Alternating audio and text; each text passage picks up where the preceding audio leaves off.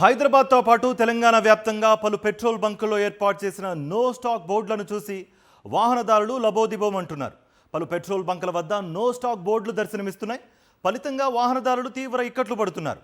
తెరుచుకున్న కొన్ని బంకుల వద్ద వాహనదారులు పెద్ద ఎత్తున పోటీ పడుతూ ఉండడంతో భారీ ఎత్తున రద్దీ నెలకొంది. అక్కడ పెట్రోల్ దొరుకుతుందో లేదోనని కొంతమంది వాహనాల్లో పెట్రోల్ పోయించుకుంటుంటే మరికొందరు బాటిళ్లతో తీసుకువెడుతున్నారు.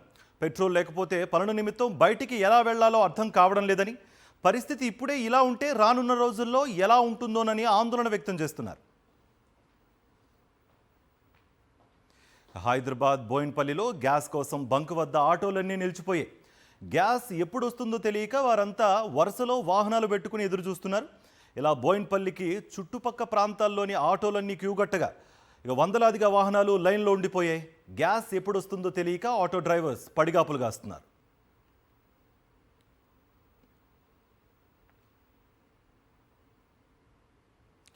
యాదాద్రి భువనగిరి జిల్లాలో పెట్రోల్ డీజిల్ కష్టాలు తప్పడం లేదు. బంకుల్లో పెట్రోల్ డీజిల్ కొరత ఏర్పడింది. దాదాపు సగం బంకుల్లో స్టాక్ లేక పెట్రోల్ డీజిల్ దొరకడం లేదు. బంకు నిర్వాహకులు బిల్లులు చెల్లించకపోవడంతో ఆయిల్ కంపెనీలు సరఫరా నిలిపివేసినట్టుగా సమాచారం. ఫలితంగా వాహనదారులు తీవ్ర ఇబ్బందులు పడుతున్నారు. తెరుచుకున్న కొన్ని చోట్ల వాహనదారులు పెద్ద ఎత్తున పోటీ పడుతూ ఉండడంతో భారీ రద్దీ నెలకొంది. అక్కడ యుద్ధం కారణంగా ఇంధనం దొరకదనే భయంతో వినియోగదారులు పెద్ద మొత్తంలో కొనుగోలు చేయడంతో సమస్యలు ఉత్పన్నమవుతున్నాయని పెట్రోల్ బంకుల నిర్వాహకులు అంటున్నారు.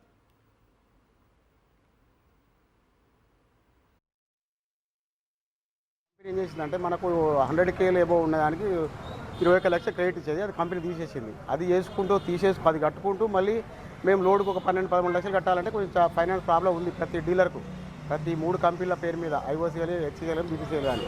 అది ఒకటి తీసేసింది. ఇంకోటి కంపెనీ ఏమాత్రం సపోర్ట్ చేయట్లేదు. ఒకరోజు ముందు పేమెంట్ చేస్తేనే నెక్స్ట్ లోడ్ ప్రియారిటీ వాళ్ళు ఉన్న వాళ్ళకే ఇస్తున్నాడు, మామూలుగా అందరికీ ఇవ్వట్లేదు. అది కూడా రిక్వెస్ట్ పెడితేనే ఇస్తున్నాడు, లేకుండా లేదు. కంపెనీ కూడా కొంచెం సపోర్ట్ చేయట్లేదు డీలర్కు. మన దగ్గర ఎక్కడ కూడా సంక్షోభం అనేది ఏం లేదు.